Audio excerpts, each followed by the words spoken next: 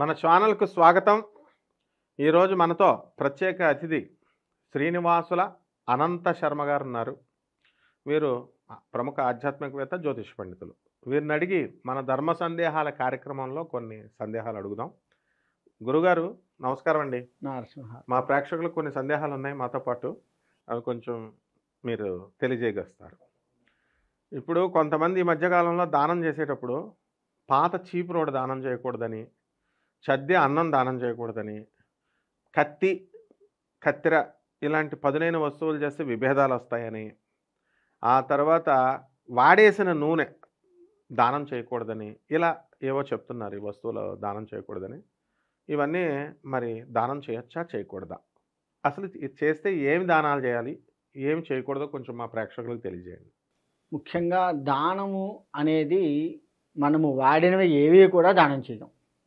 సాధారణంగా లెక్క వేసుకుంటే దానము అన్న పదం ఎట్లా ఉంటుంది అంటే, మంత్రపూర్వకంగా బ్రాహ్మడికి ఇచ్చేది దానంగా చెప్పబడుతుంది.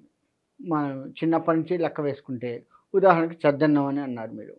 చద్దన్నం అంటే మనం చిన్నప్పుడు అన్నం ఎక్కువగా ఉండే, మనం స్కూల్కి పోయే సమయంలో కూడా మనకు పొద్దున్నే అన్నం పెట్టి చింతకాయ పచ్చడి, మామిడికాయ పచ్చడి, ఏదో కారమైన ఏదో ఒకటి వేసి అన్నం పెట్టే స్కూల్కి పంపించేది. ఇప్పుడు మనం టిఫిన్లు అవి తింటున్నాం, కానీ వెనకటి టిఫిన్స్ ఏం లేవు.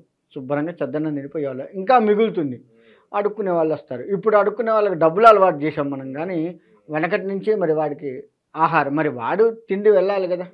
అందుకని వెనకట మనం చద్దన్నం పెట్టేది ఒక్క అన్నమే కాకుండా అందులో ఏదైనా కూర ఉంటే కూర, పచ్చడి ఉంటే పచ్చడి పెట్టేది. కొంతమంది వేడన్నం కూడా పెడుతూ ఉంటారు. ఇట్లా ఇంటి పరిస్థితిని బట్టి మరి బిచ్చగాళ్ళకు పెట్టేది. వాడి ఆకలిని నింపడానికి ఇచ్చేదే, కానీ దానం ఎట్లా అవుతుంది? అది వాడి ఆకలితో వచ్చాడు, అమ్మా అని చెప్పి అడుక్కోవడానికి వచ్చాడు, మన దగ్గర అది ఉంది పెట్టాము, దాన్ని దానంగా ఎట్లా లెక్కేస్తున్నాం?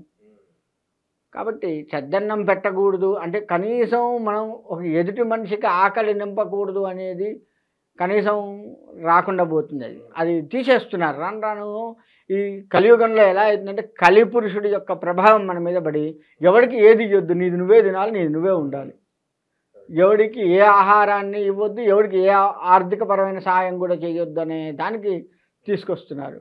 అది కాదు కదా. ఇప్పుడు వేరే ఒక రాష్ట్రంలో డబ్బులు ఇవ్వటాన్ని బ్యాన్ చేశారు.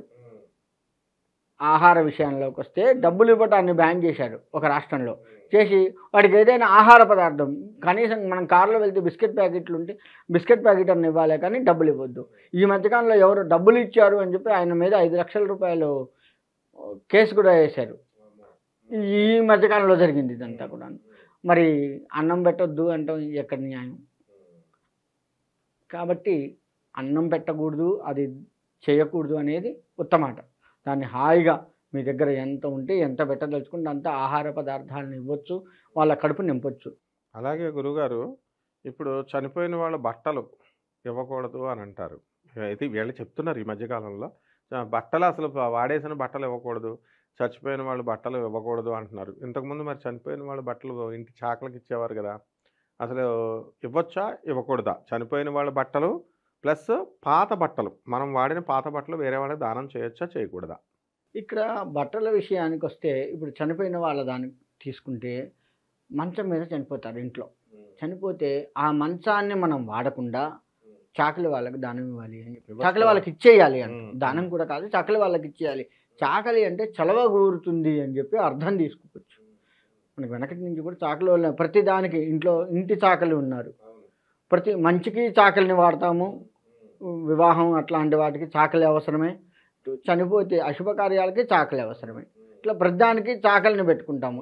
కనీసం ఇప్పుడు ఈ రోజుకి కూడా పందిరి, వినాయక పందిరులు ఇటువంటివి వేస్తే కూడా చాకలి వాడు వినాయక పందిరి వేస్తే చలువ అని పందిరులు కూడా మనం చలువగా తీసుకుంటాం. వాళ్ళ చేతి చలువ అట్లా మంచిది అని చెప్పేసి చాకలి వాళ్ళని మనం వాడుకుంటూ ఉంటాం. మరి అట్లాంటిది ఈ చనిపోయిన ఈ మంచాన్ని వాళ్ళకి ఇచ్చేస్తే అటువంటి అశుభం వల్ల మనకు జరగవద్దు అని చెప్పి వాళ్ళు చొలవ కోరుతారు. ఇట్లా వీళ్ళకి ఇది ఇట్లా మళ్ళీ అశుభం కావద్దు అని చెప్పేసి వాళ్ళు కోరుకుంటారు. అటువంటిది ఇవ్వటంలో తప్పు లేదు. పాత బట్టలు, ఇప్పుడు చనిపోయిన వాళ్ళ బట్టలు ఉంటాయి, చనిపోయిన వాళ్ళ బట్టలు వాళ్ళకు చాలా ఉంటాయి కదా, మరి బట్టలు కూడా లేని వాళ్ళు ఉంటారు. అవి నువ్వేం చేసుకుంటావు ఇంట్లో పెట్టుకొని? వాళ్ళకిస్తే ఆ చనిపోయిన వాళ్ళ పేరు చెప్పుకొని వాళ్ళు 4 రోజులు కట్టుకుంటారు కదా, సుఖంగా వస్త్రం ఉంటుంది కదా వాళ్ళకి, చలికి ఎండకి మనం వేసుకొని తిరగట్లేదా, వాళ్ళకి ఇచ్చేవాళ్ళు ఎవరున్నారు? మరి ఇట్లా ఇవ్వద్దు అంటే ఎట్లా? ఒకటి. రెండోది, మన పాత బట్టలు, బ్రతుకున్న వాళ్ళ పాత బట్టలు తీసుకున్నాం, ఉతకకుండా, అంటే ఇప్పుడు షర్ట్ ఉంది, నేను ఇడిచి అక్కడ పెట్టగానే మా ఆవిడ తీసుకుపోయి ఎవరికన్నా ఇచ్చింది అనుకో, అట్లా ఇవ్వద్దు, ఉతికి ఇవ్వాలి, ఉతకకుండా ఇవ్వకూడదు. అలా ఉతికిన వస్తువు బట్టలు ఏవైనా సరే చక్కగా దానం చేయవచ్చు, అందులో ఎటువంటిది లేదు. ఈ మధ్యకాలంలో లెక్క వేస్తే అనాథాశ్రమాల వాళ్ళు వ్యాన్లు పెట్టుకొని తిరుగుతున్నారు. మా దగ్గర ఇట్లా వృద్ధులు ఉన్నారండి, అనాథ పిల్లలు ఉన్నారండి, మీ దగ్గర ఉన్న బట్టలు ఇవ్వండి అని చెప్పేసి వ్యాన్లలో చెప్తున్నారు. మరి అలా ఇచ్చినట్లయితే వాళ్ళు శుభ్రంగా కట్టుకుంటారు కదా, అదొక రకమైన పుణ్యమే కదా వస్త్రదానం అనేది. కాకపోతే మనకు తొడగని వస్తువు, చినిగినవి ఇవ్వకూడదు. పాతవి మనం తొడగట్లేదు, చినకుండా ఉన్నాయి అంటే పర్వాలేదు, కానీ చినిగినవి ఇవ్వకూడదు. ఇలా వస్త్రదానం చేయవచ్చు, ఎక్కడ ఏ ఇబ్బంది లేదు. కాబట్టి చనిపోయిన వాళ్ళమైనా బ్రతుకున్న వాళ్ళమైనా వస్త్రాలు దానం చేయడంలో ఎటువంటిది లేదు. కొత్తవి చేస్తే ఇంకా మంచిది, ఆ శక్తి లేకపోతే కనీసం ఇవైనా అలా చేస్తే ఎటువంటి దోషాలు మనకు ఉండవు. గురుగారు, ఇప్పుడు చాలామంది మగవాళ్ళు మొలతాడు కట్టుకుంటున్నారు, ఆడవాళ్ళు కట్టుకోవట్లా. మరి ఈ మొలతాడు వెనకాల ఉన్న రహస్యం ఏంటంటారు? ఎందుకు కట్టుకోవాలి అసలు? మొలత్రాడు అనేది మగవాళ్ళు ఎందుకు కట్టుకుంటారు అంటే, ఒక రకంగా చెప్పాలి అంటే మగతనానికి గుర్తుగా చెప్తారు. ఉదాహరణకి భార్య ఉన్నంత కాలము చిన్నప్పటి నుంచి 21వ రోజు నుంచి మొలతాడు కట్టడం ప్రారంభం చేస్తారు. 21వ రోజు మొలతాడు కట్టడం, కొంతమంది 11వ రోజు కడితే ఆచారం ఉంది, 21వ రోజు, ఈ రెండిట్లో ఎప్పుడైనా సరే మొలతాడు కట్టడం ప్రారంభం చేస్తే పుట్టినప్పుడు, తర్వాత భార్య చనిపోయేంత వరకు కూడా ఆ మొలతాడు ఆ వ్యక్తి కంటిన్యూ చేస్తూ ఉంటాడు. భార్య చనిపోయిన తర్వాత మొలతాన్ని కట్ చేస్తారు. ఎందుకంటే ఇంకొక స్త్రీతో ఇక నీకు సంబంధం లేదు, నీవు భార్య ఉన్నంతకాలము నీవు ఆమెతో సుఖించావు, ఆ సుఖాన్ని ఇక నీవు చెయ్యవద్దు, ఇక నీకు మగతనం అనే కోరికని తగ్గించుకో అని చెప్పడం కోసంగా మొలతాడు కట్ చేస్తూ ఉంటారు. కాబట్టి మొలతాడు అనేది ఆ విధంగా చెప్పబడుతూ ఉంది. కానీ ప్రస్తుత కలి ప్రభావం మన మీద పడ్డది కదా కలియుగంలో. ఈ కలి ప్రభావం వల్ల ఏంటంటే భార్య చనిపోయినా కట్ చేయకపోవడము, లేదు చనిపోయి 1 నెల 2 నెలలు కాగానే ఇంకొక స్త్రీని వివాహం చేసుకొని సుఖించడం, ఇలా చేస్తూ ఉన్నారు.